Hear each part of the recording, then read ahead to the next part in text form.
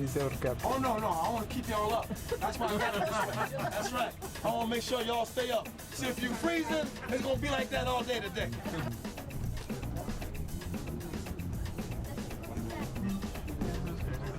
Winter.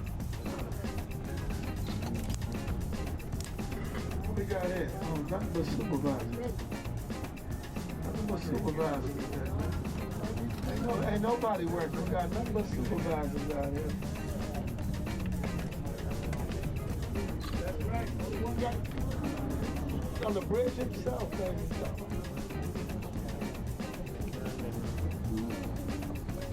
Now, like I said, I've been talking about this for years because the dam was never made to handle all this traffic that it's handling today. Okay? You talk about an accident on this roadway, traffic is back Hoover Dam. 10 miles in both directions. That's what makes me finish so late on Friday coming from the South River because we have a lot of weekenders across the dam and traffic is back to the other checkpoint on the Arizona. Cantilever town. They built this way for a reason, and this is some of the best rock. These are the wing figures of the Republic. Praise on Mr. Oscar J.W. Hanson on to the left. In dedication to the 5,000 workers out here, built by man, but not ordinary man. Bronze, and they got the nice little greenish hue. Now, folklore has it that if you come out here and do the Hoover Dam too, come out here and rub the feet and toes, that you will have 24 hours of good luck at the casino.